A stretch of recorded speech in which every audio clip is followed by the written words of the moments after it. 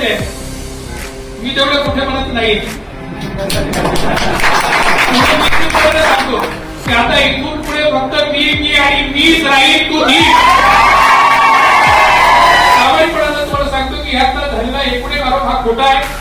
यातली झालेली कुठलीही पोलीस केस ही एफआयआर होऊ शकत नाही. ही कायद्यानं खोटी ठरलेली आहे. आणि ज्या जामीन मला देताना माननीय न्यायालयानं जे काही सगळं सांगितलं हे सगळं जनतेपर्यंत आलं तर आपली निवडणूक आजच संपलेली आहे हे निश्चितपणे मला वाटतं.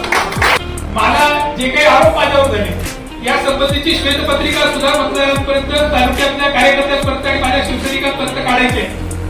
पण ती श्वेतपत्रिका काढत असतात समोरच्यांवरती जे आरोप मी करणार आहे त्याची श्वेतपत्रिका सुद्धा निवडणुकीला सामोरं जाण्याच्या आधी काढण्याचं धाडस त्यांनी दाखवावं असं जाहीरपणानं आव्हान मला या व्यासपीठावर करायचं. देख रहे हैं अब तक न्यूज चॅनल. आज मी तुरुंगात आलोय आणि गेले 9 महिने तुरुंगात राहत असतो. जो काही तुरुंगाचा अनुभव मी घेतला याच्यात एक गोष्ट निश्चितपणानं जाणवली की तुरुंगामध्ये एक माणूस जात नसतो तर एक सबंध कुटुंब, एक सबंध परिवार हातून जातो. जेवढ्या यातना या तुरुंगामधल्या माणसाला होत असतात त्याच्यापेक्षा अधिक ते यातना या त्या माणसाच्या परिवारातल्या लोकांना होत असतात. आणि मी आयुष्यात नेहमी हिशोबाने प्रत्येक गोष्टीची परतफेड करणार माणूस.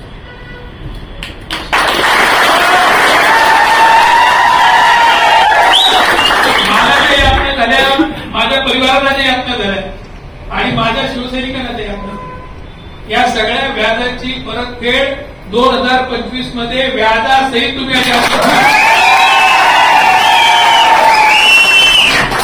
आपले पक्षप्रमुख सन्माननीय उद्धव साहेबांनी काही दिवसापूर्वी सांगितलं आणि ते मला वृत्तपत्रामधून वाचायला मिळालं की आता एक तर तू तरी राहशील नाही तर मी तरी राहील. पण उद्धव साहेब खूप मोठ्या मनाचे आहेत, मी तेवढ्या मोठ्या मनात नाही. सांगतो की आता इथून पुढे फक्त मी आणि मीच राहील, तू नी. आज खूप काही गोष्टी बोलण्यासारख्या आहेत पण सविस्तरपणानं आपल्याला सगळ्यांना बोलायचंय. आपले खूप शिवसैनिक हे मालेगावमध्ये मोठ्या संख्येने आपली प्रतीक्षा करतात आणि म्हणून माझी तुम्हाला सगळ्यांना विनंती आहे की जे काही या संबंधीची भूमिका असेल ही मी तुमच्यासमोर मांडणार आहे. मला जे काही आरोप माझ्यावर झाले या संबंधीची श्वेतपत्रिका सुद्धा मतदारांपर्यंत, तालुक्यातल्या कार्यकर्त्यांपर्यंत आणि माझ्या शिवसैनिकांपर्यंत काढायची आहे.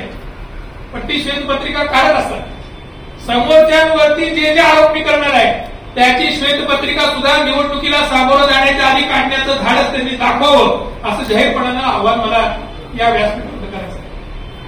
आज शिवसेनेमध्ये एक शिवसैनिक म्हणून काम करत असताना खूप मोठा आनंद मला आहे, खूप मोठं समाधान आहे की शिवसेनेमध्ये मला कार्यकर्ता म्हणून किंवा शिवसैनिक म्हणून वागणूक कधीच मिळाली नाही. मला शिवसेनेमध्ये उद्धव साहेबांच्या परिवारातला एक घटक म्हणून वागणूक मिळाली, राऊत साहेबांच्या परिवारातला घटक म्हणून वागणूक मिळाली.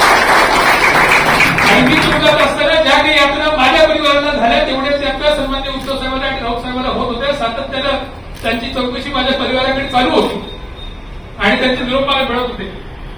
मी तुरुंगातनं बाहेर यावं यासाठी प्रामाणिकपणानं जेवढा प्रयत्न हा माझ्या सगळ्या सहकार्याने केला तेवढ्याच सगळ्या शिवसेनेच्या पदाधिकाऱ्यांनी सुद्धा केला आणि म्हणून मी त्यांचा सगळ्यांचा मनापासून आभारी आहे. आज प्रामाणिकपणानं तुम्हाला सांगतो की ह्यातला झालेला एकूण एक आरोप हा खोटा आहे. यातली झालेली कुठलीही पोलीस केस ही एफआयआर होऊ शकत नाही. ही कायद्यानं खोटी ठरलेली आहे.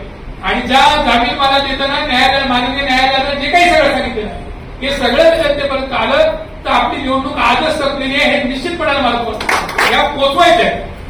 आणि ज्यांनी एफआयआर दाखल केली त्या प्रशासनाला सुद्धा मला सांगायचं की तुमच्या विरोधात सुद्धा न्यायालयामध्ये जाऊन दाद आम्ही मागणार आहोत आणि तुम्ही कशा पद्धतीच्या खोट्या एफआयआर यंत्रणेने आपल्यावरती खोट्या याचिका दाखल केल्या त्या सगळ्या सरकारी अधिकाऱ्यांना आणि प्रशासकांना मला सांगायचं की त्यांनाही न्यायालयात खेचणार आहे. कोणावरती अशा पद्धतीच्या खोट्या तक्रारी दाखल करू, खोटे गुन्हे दाखल करू आणि अटक करताना वेगळे गुन्हे दाखवायचे, चार्जशीट ठेवताना कोर्टासमोर वेगळे गुन्हे दाखवायचे. अशा संबंधीचा ढोंगीपणा हा प्रशासनाला करता येत नाही.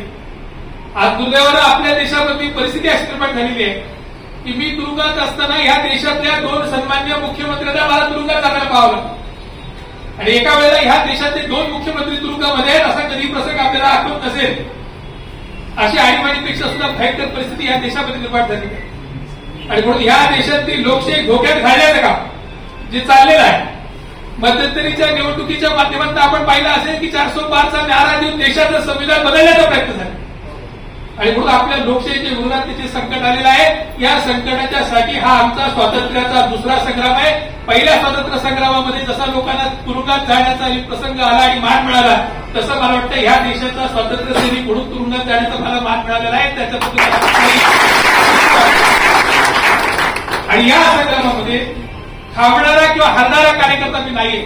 उद्धव साहेबांनी जो पाठीचा हात माझ्या जो शाबासकीचा हात माझ्या पाठीवर ठेवलेला आहे तो निश्चितपणे असाच राहील आणि येणाऱ्या काळात सुद्धा पक्षासाठी आणि या देशाच्या स्वातंत्र्यासाठी तुरुंगात जाण्याची वेळ आली तर मी पुन्हा सुद्धा तुरुंगात जायला तयार आहे. पण मी बागेत थांबणार नाही. निश्चितपणाची भूमिका तुमच्या सगळ्यांच्या पर्यंत आलोय. सन्मान्य उद्धव साहेबांना आणि सन्मान्य राऊत साहेबांना भेटल्याच्या नंतर मालेगावमध्ये आपण मेळावा कधी घेणार आहोत याची औपचारिक घोषणा आम्ही करू आणि त्यानंतर मेळावा जो घेऊ त्या मेळाव्यामध्ये माझी सविस्तर भूमिका काय असणार आहे, माझे प्रश्न काय असणार आहेत आणि येणारी निवडणूक कशा पद्धतीने आपल्याला सामोरे जायचे त्या दृष्टिकोनात आपल्याला सगळ्यांना कामाला लागायचंय.